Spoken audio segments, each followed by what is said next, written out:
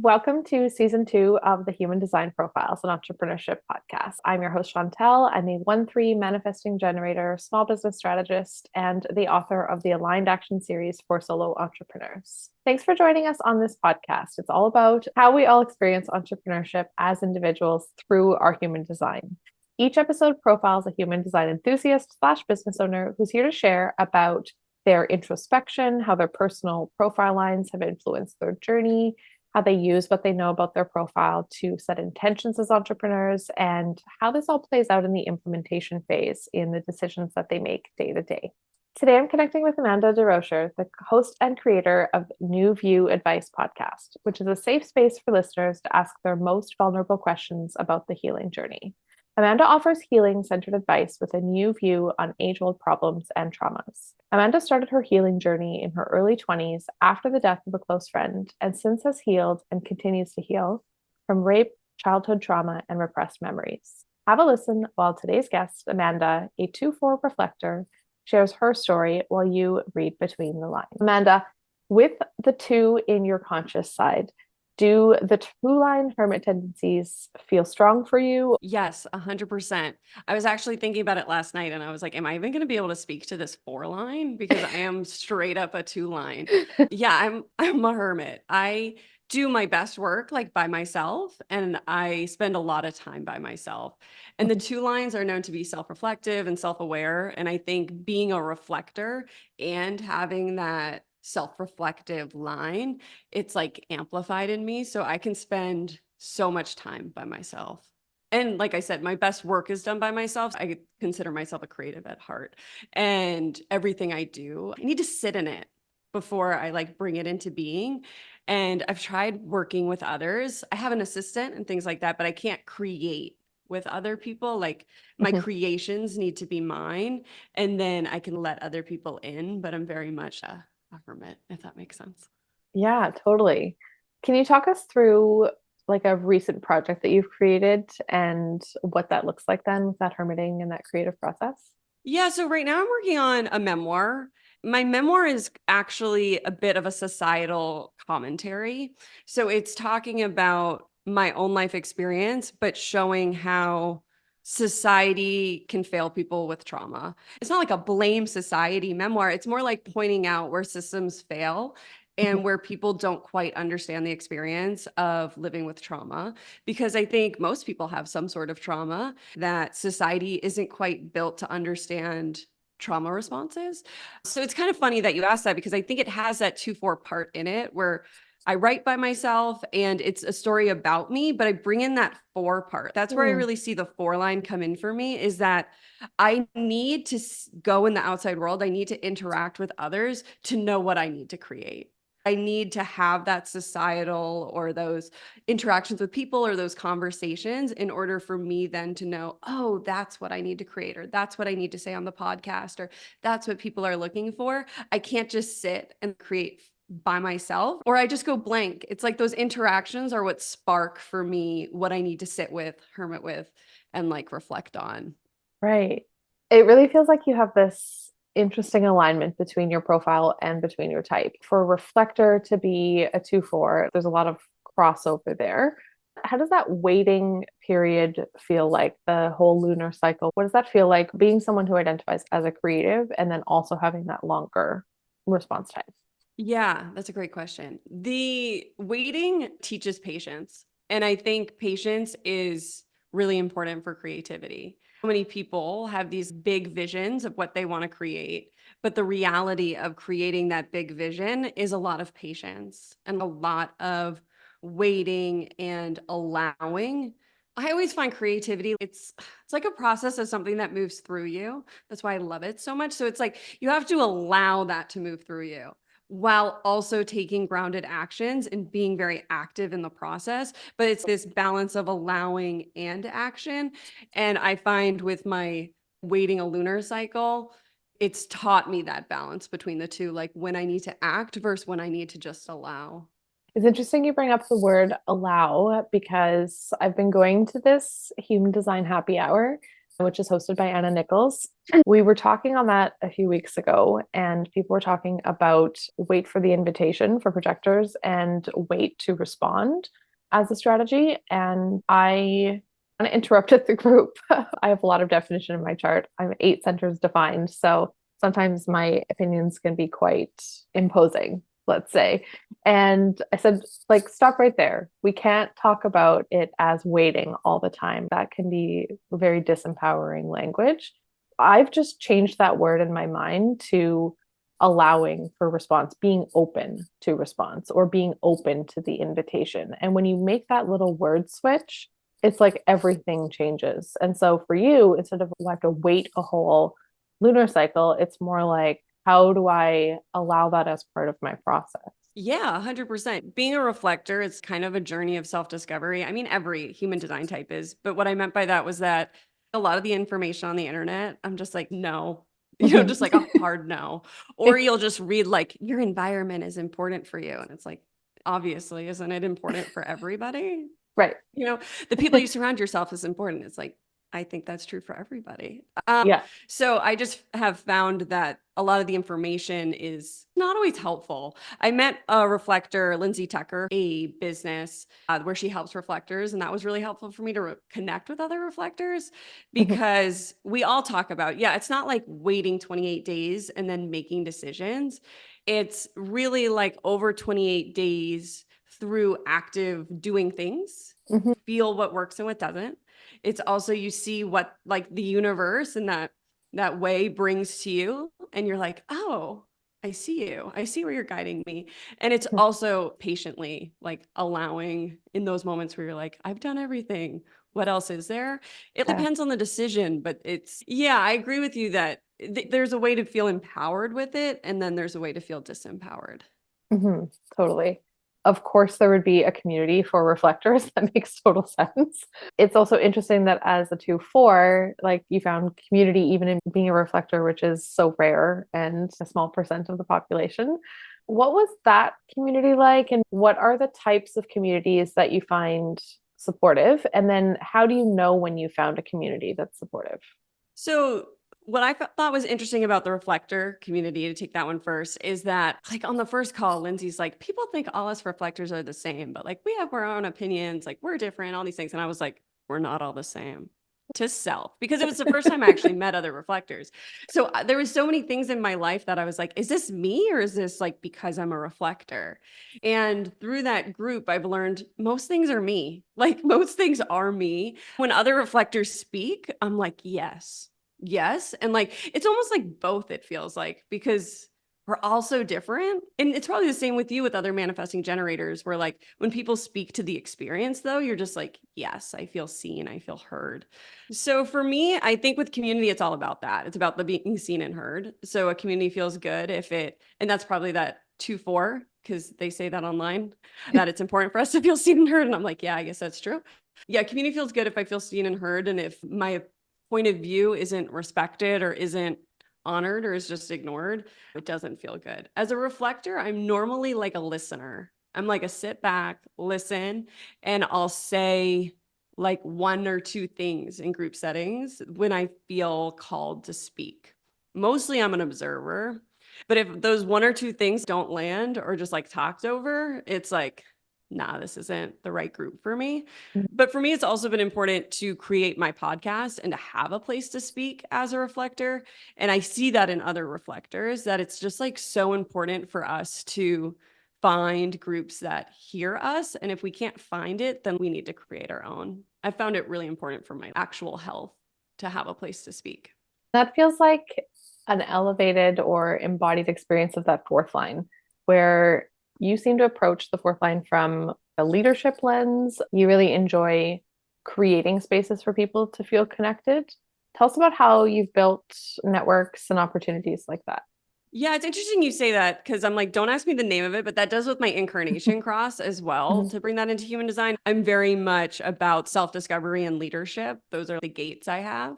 So yeah, so for me, I create and then opportunities come to me from the creations. It's like I put something out there and then an invitation comes from that. Nobody's really pulled me out of nothingness, but I think that's true for everybody. But I think that's one of those lies that like the invitation will just like come to you magically, like through the ether. And maybe it does for some people, and that's awesome.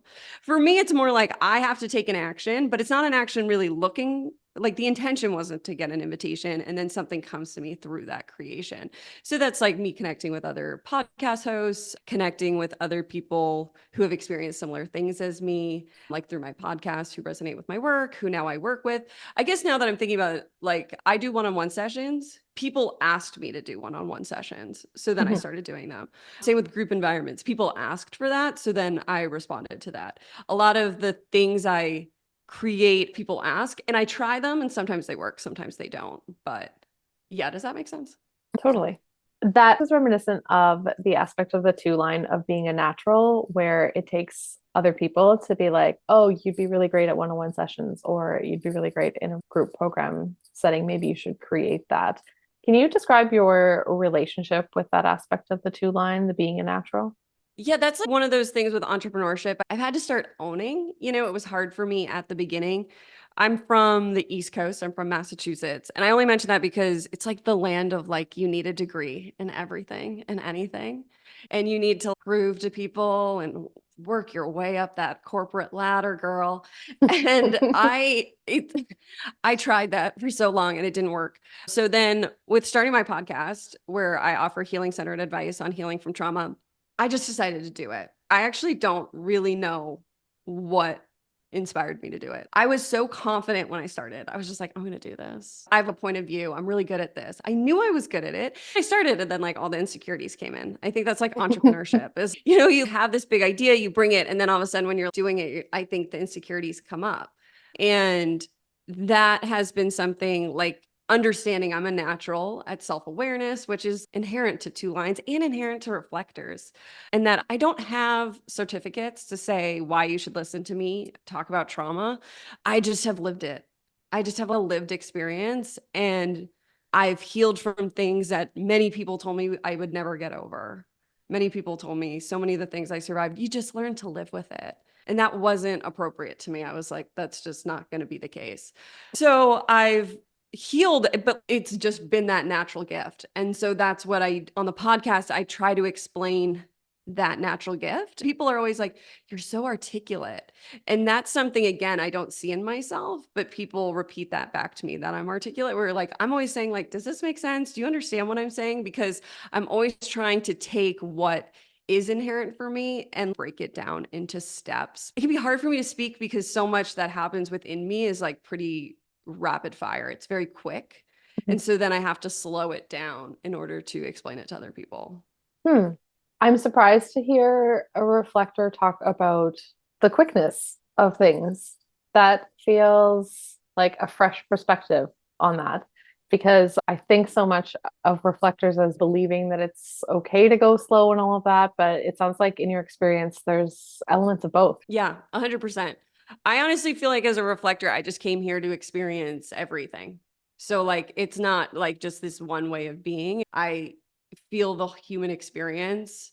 And that includes the quickness, the slowness, the patience, the impatience, the anger, the temperance, like all of it. And I can experience all of it in one day. So like that Wow. feels really reflectory, I guess. That's what my experience is, Mhm. but that's unique to me and some of my lines and some of my gates. Like I have another friend Mhm. who's a reflector. She's a 6'2" reflector, and she's a triple Aquarius, I think. And she said that she finds that that astrology element really plays into her chart. And she sees how I'm a Scorpio sun, Sag moon, and an Aries rising. And I'm Mhm. not super into astrology, but people just tell me that's intense. And I'm like, yeah, I am really intense. But I thought intensity was a reflector thing. And I've found like, oh no, that's another like Amanda thing. The other two reflectors I know are not as intense as I am. Oh, that's so interesting. I'm surprised to hear you say that like reflectors are intense. You've got 9 open centers. I have 8 defined centers and 1 undefined. And I think I'm really intense. So I wonder if it's almost like an extremities of the chart kind of thing. Like they're both unique, but in opposite ways. Because I mean, obviously I'm not a reflector. I don't have that experience. I have almost the opposite of that experience. But the way I see reflectors portrayed it is almost this serene, meditative moon kind of thing. So maybe that's just a misconception that I had about the reflector experience. Yeah, I think there's a lot of that online. So like when I found out I was a reflector, I don't know, it resonated in some ways. It was really validating in some ways, especially with my extreme empathy. Like I can walk into a room and I can read a room. And people would be like, "Oh, you're crazy." And I'm like, "No." Now I'm like, I own it. I'm like, I 100% can read this room and I know what room's good for me. I know what room isn't good for me.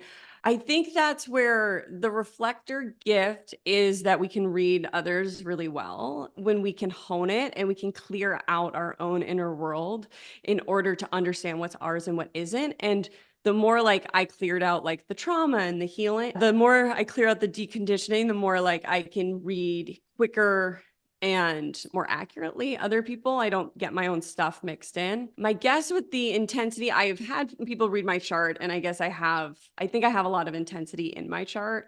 I also think that, I mean, my life has been intense. So like, I've survived a lot of trauma that most people haven't. I've had to like sit and like, I always say like I climbed out of like the pits of hell, to come back up and create my own heaven on earth, which I'm still creating. But it's like most people haven't lived as intense of a life as I have. And most reflectors haven't. That's not a judgment. And I'm sure many have, just the ones I haven't. It's just they don't have to do the intense work I've done. When you survive from things that almost killed you, you carry a bit of intensity. And it's not like I've had to learn how to not carry it in like a grudge way. It's more like I Right. carry it as in like I can see that in somebody else and I can sit with it and I can Mhm. have them express to me the things that they've never told anybody, and I don't get uncomfortable at all. And that has a bit of my 2-4 gift, my reflector gift, and just my own human experience gift in Mhm. that. So I think my capacity for intensity is like mixed in with everything, like my human Right. experience. And I think my chart allows for it as well, if that makes Mhm. sense. Yeah. And so with the podcast, tell me a little bit about how you channel those gifts into what you do on the show. Yeah, so my podcast is, as I mentioned, advice for the healing journey. And I talk about things that people find really shameful. And I talk about them with compassion and a non judgmental point of view. Sorry, something just fell off my wall. Anyway, the word indifference, like maybe I'll bring that up. I don't know. Like, what do you want me to know? It's a message. I'll see if I can loop that in. But yeah, I talk about things that people find shameful and most people turn away from. So, as a reflector, I think we have to all embrace all of our human experience, especially at this time on Earth. So, one of the reflector's gifts is we're supposed to see like the collective suffering and understand what the collective needs right now. And what I see the collective needing is self compassion and compassion from one another. It's like the single thing. I just think that's what the world needs right now is just compassion and unity rather than division. And to bring that indifference in, I would say most people are very indifferent to one another. They either feel, people are very divided right now, or they feel indifferent. And everybody's a little self-involved right now. I get it. I'm self-involved. I'm not like saying that's a bad thing, but we do have to open our perspectives a bit and understand that we're not the only ones suffering, and that no, we can't. There's such like a pull right now to look like so far away at like others suffering, where it's like, I think you should be looking in your own backyard. I think you need to look at your neighbors, your neighborhood, your town, your community. Where are people suffering there, and how can you help and no longer look away? And if you struggle and you're like, oh, it's too uncomfortable, then that's the work I teach on the podcast. Why do you Mhm. look away from your suffering? Why do you look away from other people's suffering? What have you experienced? Because like I teach inner child work, basically. I help us look at our childhood wounds. And I do that, one, because I think it's really important for ourselves, but I actually do it because I want to create a better place for everyone to live. And I know from personal experience that you can't hold space for somebody else's suffering. You can't like look in your own backyard until you look inside first, until you look at yourself, until you clean up the wounds in your own life, until you sit with your own heart, who deserves it. You deserve to sit with your own pain and suffering. It's not comfortable, but like it's freeing and liberating. And we have to look within first. So that was a roundabout answer. And through that answer, I saw my 2-4, where I'm like, you have to kind of look within in order to help society. I just started the opposite way with my answer.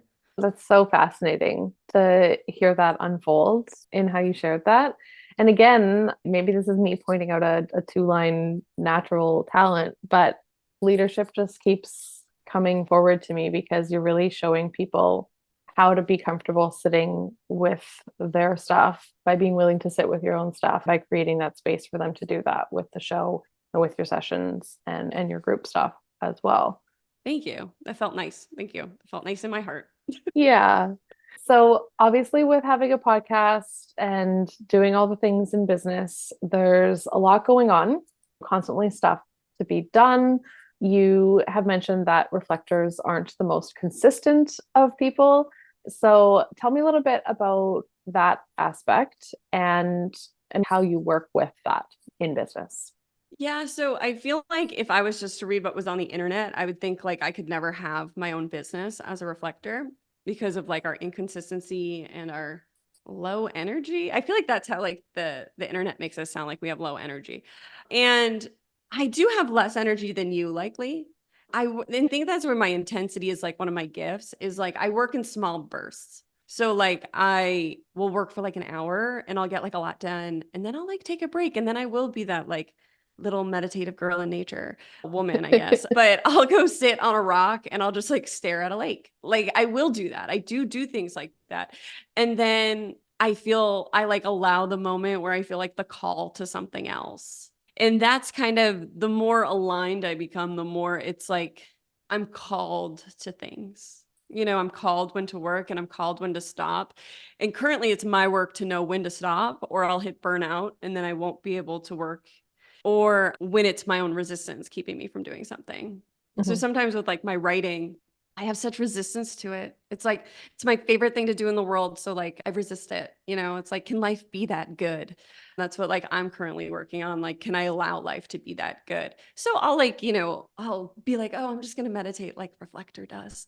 But I'll really be avoiding. And then when I start writing, usually it comes and it feels good. And I realize it was me the whole time. So I don't know if this was a clear answer. I feel like that was like a very reflector answer where it's just like, I don't Well, know, it's everything.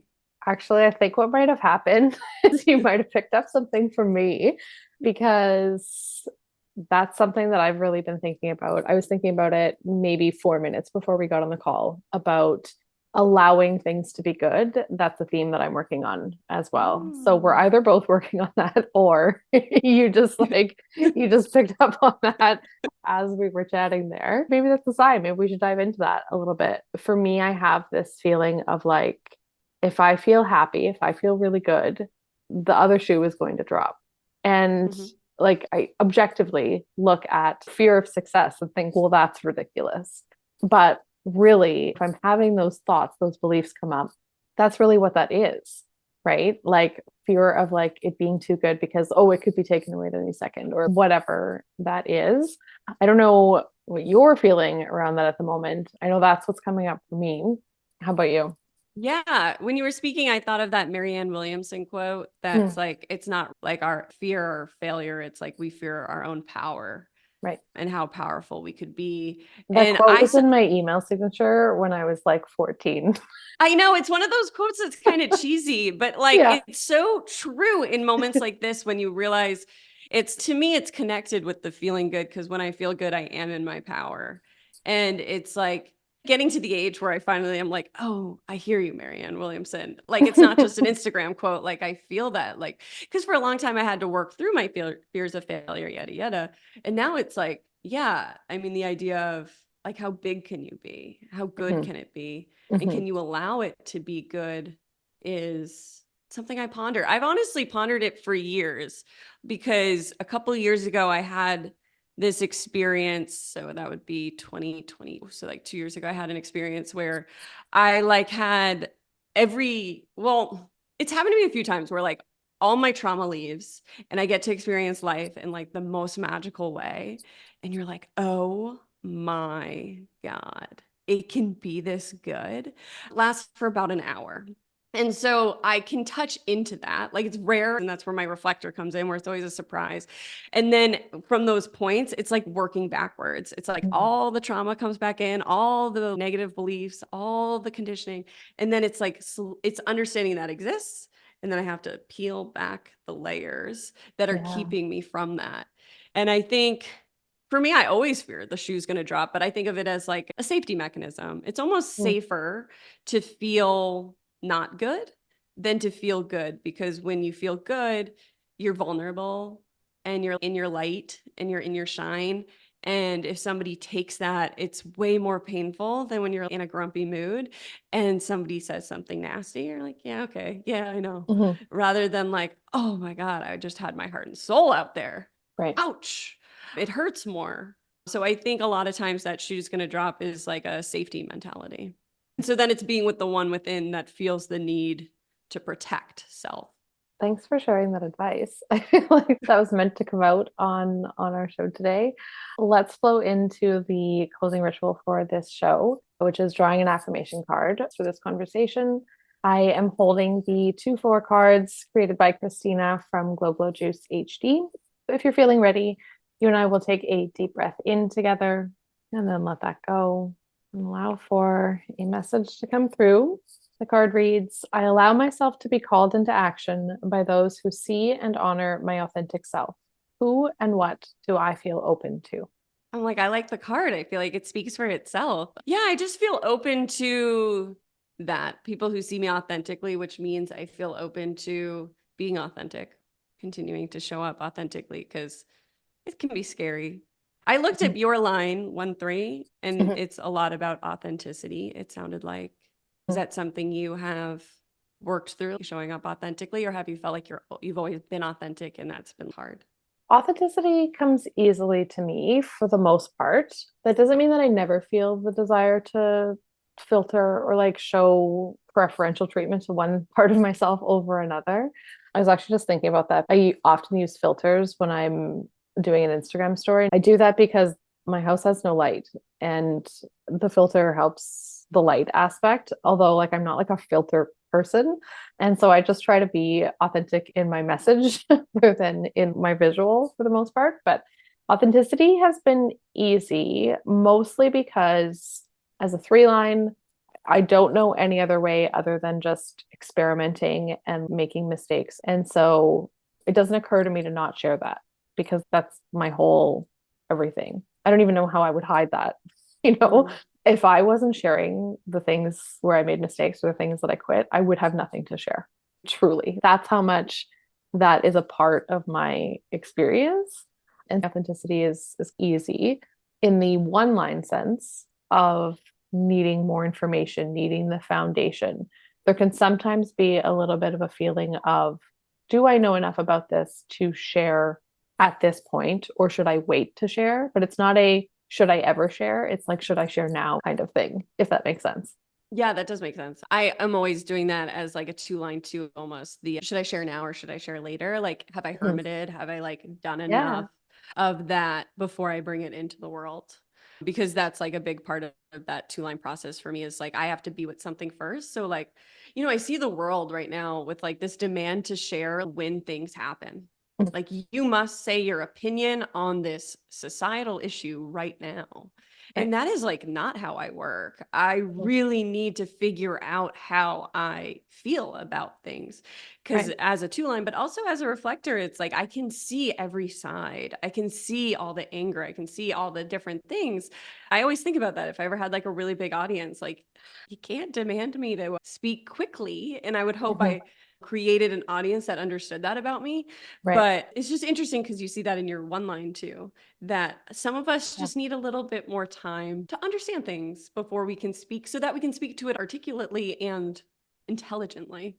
Yeah. Well, knowing how you feel in a well-rounded aspect on a topic is probably something that feels really important to you. So part of that openness is just allowing yourself time to feel. That makes a lot of sense to me. Yeah. And sometimes for me, that's part of the waiting, is just allowing all these feelings to come up. because normally on the other side of all these feelings is the jewel or the gem. So that's oftentimes what takes me a full lunar cycle to get to. Like I'll set the intention, like I did it this month. I was like, I'm going to record an episode on imposter syndrome and I'm just going to record it tomorrow. Well, then imposter syndrome came up in my own life. And I've been spending the last like 4 weeks sitting with my own not enoughness, inadequacy to get to like, oh, that's where that came from. So that then I can speak to it clearly and speak to the experience. But this happens all the time. I have to know my own cycles a bit better, where I'm always like, I'm going to speak to this episode. And it always takes 4 weeks. It always, like, if it's a powerful one that I need to work through too, if you want me to talk about topics I've already talked about 100 times, like infidelity, I could record it like this. But some of these other ones, it takes me that full lunar cycle. It's like I set the intention and then my own process goes through and then I can speak to it in a way that people would understand in a fully processed way that I think is more helpful for others to hear a full experience through it rather than in the process. That's going to make for such a great episode, though, because it's going to be really fresh for you and you're going to be able to really speak from that place of understanding. Yeah. Yeah. So yeah, people, I'm just like, yeah, I'm smiling because I feel like I do that a lot. And then I move on to the next thing. And somebody like 6 months later will be like, oh my gosh, we're working through this together. And I'm like, oh yeah, I mean, that was so long ago. But yeah, I have to like take myself back there, but it's all good. Yeah. Yeah. Well, if people want to hear that eventual episode on the podcast, where can they find the podcast and where else can they connect with you? By the time this is live, that episode will be out in the ether. You can find me at New View Advice on all the podcasting apps, Spotify, Apple, all of them. And I also have a website, newviewadvice.com, where I'm currently shifting it. But again, by the time this episode's live, it'll be in the new way of being, which is a place where I offer free resources for the healing journey. I've tried all these different ways that other people have done. And I'm like, I just want to offer a lot of stuff for free and we'll see what happens. But yeah, I'm in like a rebrand, rechange phase that by the time this comes out, I'll be listening to myself say this and I'll be like, oh, that was so funny that you were there. Now we're here, Amanda. At least a few lunar cycles in between recording and publishing this show. Yeah, exactly.